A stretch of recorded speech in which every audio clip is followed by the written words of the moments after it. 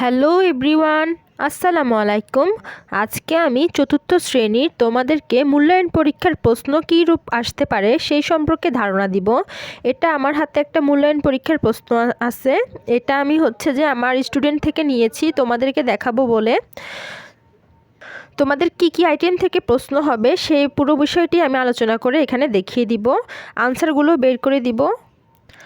আর তোমরা কে কোন জেলা থেকে আমার ভিডিওটি দেখছো তাই অবশ্যই তোমরা কিন্তু কমেন্টে জানাবে, আমি সকলের কমেন্টে রিপ্লাই দিব।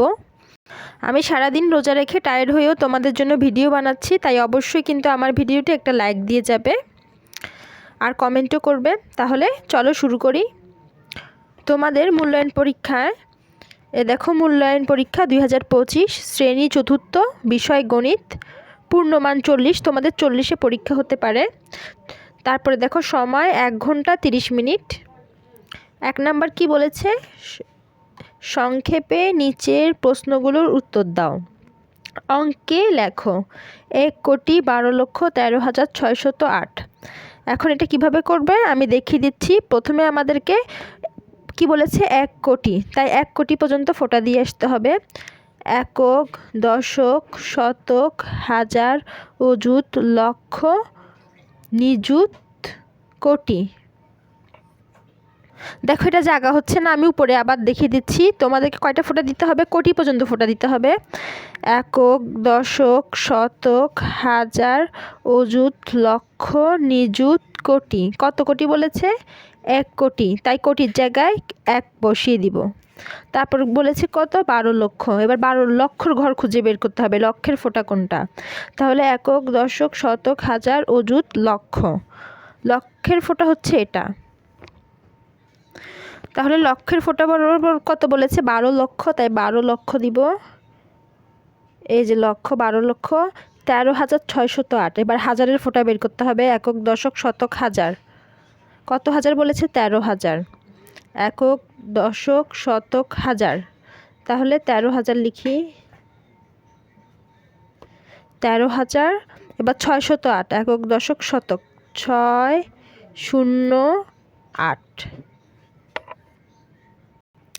দেখো এরপরে আমরা খ নাম্বার অঙ্কটাতে যাব। ক নাম্বার আমি দেখিয়ে দিয়েছি, এবার খ নাম্বারে দেখো কি বলেছে, 8,0,2,4,3 দ্বারা গঠিত 5 অঙ্কের ক্ষুদ্রতম সংখ্যাটি লিখো। মানে কি আমরা এই সংখ্যাগুলো ইউজ করে ক্ষুদ্রতম সংখ্যা লিখব। তাহলে এটার মধ্যে ক্ষুদ্রতম সংখ্যা মানে কি, ছোট সংখ্যা। তাহলে সব থেকে ছোট সংখ্যা এখানে কি, 2। 2 হচ্ছে সব থেকে ছোট সংখ্যা। শূন্য লিখবে না, শূন্যটা 2-এর পরে লিখবে, শূন্য আগে দিতে নেই। তাই সব থেকে ছোট সংখ্যা যেটা লেখা যাবে সেটা হচ্ছে 2। তাহলে 2 লিখলাম। 2-এর পরে দেখো, 2-এর পরে ছোট হচ্ছে 0 দিতে হবে, এরপর শূন্যটা লিখবো, শূন্যটা আগে লিখব না। 2 0, তারপর লিখব 3, ছোটোগুলো লিখব, ছোট থেকে বড়তে যাব। 3, তারপর লিখব 4, মানে আমরা ছোট থেকে বড়র দিকে যাব, এটাই হচ্ছে ক্ষুদ্রতম সংখ্যা। তারপরে বাকি থাকে 8। তাহলে যখনই আমাদের ক্ষুদ্রতম সংখ্যা লিখতে বলবে তখনই আমরা কি করব, ছোট থেকে বড়র দিকে যাব। তাহলে এখানে 1 2 3 4 5, 5টা রয়েছে, এখানেও 5টা আছে। আমাদের 5 অঙ্কের ক্ষুদ্রতম সংখ্যাটি লেখা ডান হয়ে গেল। এরপর দেখো গ নাম্বার, 4 অঙ্কের ক্ষুদ্রতম সংখ্যাটি আগের সংখ্যাটি কত। গ নাম্বারে কি বলেছে, গ নাম্বার অঙ্কটাতে বলেছে যে 4 অঙ্কের ক্ষুদ্রতম সংখ্যাটির আগের সংখ্যাটি কত। তাহলে 4 অঙ্কের ক্ষুদ্রতম সংখ্যা মানে কি, 4টা সংখ্যা থাকবে ছোট সংখ্যা। সব থেকে ছোট সংখ্যা আমি বলি, সব থেকে ছোট সংখ্যা হচ্ছে 1, আগে 1 লিখবে। 1-এর পরে শূন্যগুলো দিবে, শূন্য আগে দিতে নেই, তাই 1-এর পরে শূন্য দিবে। কয়টা দিবে, 3টে দিবে। 1টা, 2টা, 3টা শূন্য দিলে আমাদের 4 অঙ্কের ক্ষুদ্রতম সংখ্যাটি লেখা হইল। তারপর বলেছে আগের সংখ্যাটি কত। আগের সংখ্যাটি বের করার জন্য আমরা 1 বিয়োগ করে দেব। আগের সংখ্যা পাওয়ার জন্য আমরা কি করব, 1 বিয়োগ করে দিব।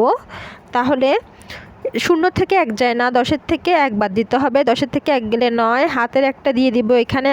আবার 0 থেকে 1 যায় না, 10-এর থেকে 1 গেলে 9, আবার হাতের একটা দিয়ে দিব। 10, আবার 0 থেকে 1 যায় না, 10-এর থেকে 1 গেলে 9।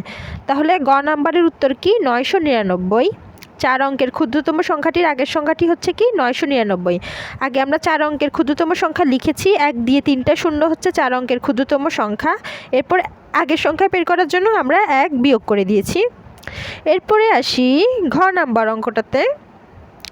যোগের ক্ষেত্রে প্রথমে কোন অঙ্ক যোগ করতে হয়? এবার ঘ নাম্বারে কি বলেছে, যোগের ক্ষেত্রে প্রথমে কোন অঙ্ক যোগ করতে হয়। এটা কিভাবে বুঝবে? যোগ, আমরা যদি কোনো যোগ অঙ্ক করি সেটা একক স্থানীয় মান অঙ্ক থেকে আমরা যোগ অঙ্কটা করি। ধরো তোমাদেরকে একটা উদাহরণ দিচ্ছি আমি, একটা উদাহরণ দিই। ধরো একটা যোগ দিলাম আমি, এই যে যোগটা দেখো, প্রথমে আমরা কোন স্থানীয় মান থেকে যোগ করব? একক স্থানীয় মান, একক দশক। প্রথমে আমরা একক থেকে যোগ করব, একক থেকে যোগ করব। এই 3 এ 2 এ 5, 2 এ 2 এ 4, 2 এ 1 এ 3। তাহলে কি স্থানীয় মান থেকে শুরু করেছি? একক। এটাকে কি বলে? একক। এই যে একক। তাহলে এগুলো একক স্থানীয় মান থেকে যোগ অঙ্ক শুরু করতে হয়। তাহলে যোগের ক্ষেত্রে প্রথমে কোন অঙ্ক যোগ করতে হয়? একক অঙ্ক যোগ করতে হয়, একক স্থানীয় মান থেকে অঙ্ক যোগ করতে হয়। বিয়োজ্য কি? এখন বিয়োজ্য কি, এটা কি লিখবে? আমরা লিখব হচ্ছে বিয়োজন থেকে যে সংখ্যাটি বাদ দেওয়া হয় সেটাই হচ্ছে বিয়োজ্য। কি, আমি আবারও বলছি, তোমরা লিখে ফেলো। বিয়োজন থেকে যে সংখ্যাটি বাদ দেওয়া হয় সেটাই হচ্ছে বিয়োজ্য। লিখে দিয়েছি, দেখো বিয়োজন কি প্রথমে লিখতে হবে। এই যে লিখে দিয়েছি, তোমরা আমার লেখা বুঝবে কিনা জানি না। বিয়োজন থেকে যে সংখ্যাটি বাদ দেওয়া হয় সেটাই হচ্ছে বিয়োজ্য, অথবা বিয়োজন থেকে যে সংখ্যাটি বিয়োগ করা হয় দেওয়া হয় সেটাই হচ্ছে বিয়োজ্য। আবারও বলছি, বিয়োজন থেকে যে সংখ্যাটি বাদ দেওয়া হয় সেটাই হচ্ছে বিয়োজ্য। এরপরে আমরা নিচের প্রশ্নগুলোর উত্তর দাও। কি বলেছে? কথায় লিখো ও স্থানীয় মান নির্ণয় করো। তাহলে আমরা কথায় লিখব। এই যেটা তোমরা কথায় লিখবে, আমি মুখে বলে দিচ্ছি, সবগুলো লিখে দেখানো সম্ভব না। কথায় লিখো, স্থানীয় মান নির্ণয় করো। প্রথমে এটাকে কি করবে? কথায় লিখবে। কথায় কিভাবে লেখে আমি পড়ে শোনাচ্ছি। একক দশক শতক হাজার অযুত লক্ষ, লিখবে 8 লক্ষ। তারপর লিখবে একক দশক শতক হাজার 8,72,931। এভাবে বানান করে লিখতে হবে। প্রথমে এটাকে বানান করে লিখবে 8 লক্ষ, সরিয়া ট 8 ল যুক্ত খ, লক্ষ। তারপর লিখবে 72,000, বানাম করে লিখবে বকার বা হকার হা ও র, 72,931 বানাম করে লিখবে। তারপর এটা আবার স্থানীয় মান নির্ণয় করতে হবে। এখন স্থানীয় মান কিভাবে নির্ণয় করে? এই যে এভাবে করে স্থানীয় মান 1 একক, এভাবে করে স্থানীয় মান নির্ণয় করে। তোমরা আশা করি জানো 1 একক, 1, 3 দশক, 3 শূন্য। ওই স্থানীয় মান তোমরা যে নির্ণয় করো এভাবে নির্ণয় করবে। তারপরে এটারও কি বলেছে? কথায় লেখো, স্থানীয় মান নির্ণয় করো। তাহলে কথায় লিখবে কি? একক দশক শতক হাজার অযুত লক্ষ। তাহলে এটা মিলে কি হবে? 51 লক্ষ। বানাম করে লিখবে এ কয়াকার কা দন্তার 9 9, 51 ল যুক্ত খ, 51 লক্ষ 78,000। বানান করে লিখবে অবশ্যই 51 লক্ষ 78,572। বানান করে লেখার পরে স্থানীয় মান কিভাবে নির্ণয় করবে আমি দেখিয়ে দিচ্ছি। 5 1 7 8 5 7 2। প্রথমে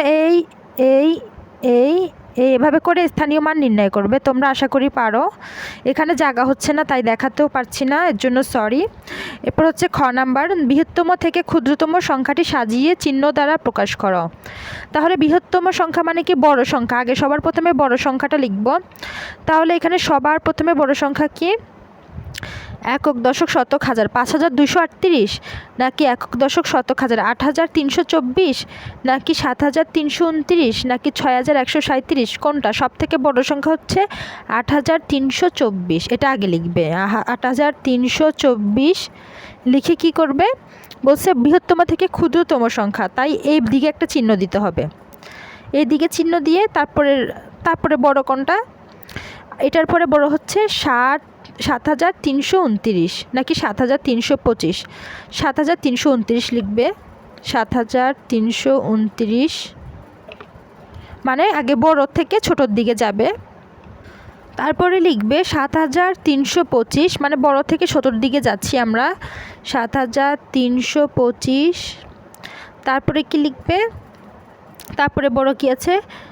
7,000 আর নেই, 6,137। এইদিকে চিহ্ন দিবে 6137, তারপর আবার এই দিকে চিহ্ন দিয়ে তারপর কি থাকে 5238, 5238। এভাবে মানে বৃহত্তম থেকে ক্ষুদ্রতম মানে কি আগে বড় সংখ্যাটা লিখে বড় থেকে ছোটোর দিকে যাবে, তাই এভাবে চিহ্নগুলো ইউজ করবে। এরপর কি বলেছে, একটি গুদামে 8375 বস্তা চিনি, তারপরে 11860 বস্তা গম, 12720 বস্তা চাল আছে। ওই গুদামে মোট কত বস্তা জিনিস আছে? এই অঙ্কটা তোমরা শিখে নেবে, তোমাদের পরীক্ষাতেও আসতে পারে। এটা আমার একটি স্টুডেন্টের প্রশ্ন, তোমাদের আসতে পারে, আশা করি যাক। এরপরে ঘ নাম্বার কি, গীতা অপেক্ষা শিহাবের 390 টাকা বেশি আছে। এই অঙ্কটা কিন্তু ভেরি ভেরি ইম্পর্টেন্ট, এই অঙ্কটা কিন্তু পরীক্ষায় আসতে পারে। গীতা অপেক্ষা শিহাবের 390 টাকা বেশি আছে, তাই তোমরা এটা বেশি বেশি প্র্যাকটিস করবে। শিমুল অপেক্ষা গীতার 470 টাকা কম আছে। শিমুলের কাছে 890 টাকা আছে। গীতা ও শিহাবের কাছে কত টাকা আছে? গীতা আর সীতার অঙ্কটা ভালো করে করবে, গীতা শিহাবের অঙ্কটা। এরপরে কি বলেছে, সোহাগ 70,000 টাকা নিয়ে একটি মোটর সাইকেল ক্রয় করলেন। নম্বরে মোটর সাইকেলটি রেজিস্ট্রেশন বাবদ 15,000 টাকা ও মেরামত বাবদ 8,000 টাকা খরচ হলো। এখন সে যদি মোটর সাইকেলটি 90,000 টাকায় বিক্রি করে তাহলে তার কত টাকা লাভ হবে? মোটর সাইকেলের অঙ্কটাও করবে। তারপরে জ্যামিতি কি এসেছে, রেখা কাকে বলে, রেখা কত প্রকার ও কি কি, প্রত্যেক প্রকারের চিত্র অঙ্কন করো। রেখা কাকে বলে জ্যামিতি শিখবে। আশা করি তোমাদের অঙ্ক ভালো লেগেছে। কেমন লেগেছে অবশ্যই কমেন্টে জানাবে। কে কোন জেলা থেকে আমার ভিডিওটি দেখছো বলবে, আমি সকলের কমেন্টে রিপ্লাই দিব। আজকের মতো এতটুকুই। সবাই ভালো থাকবে, সুস্থ থাকবে। আল্লাহ হাফেজ।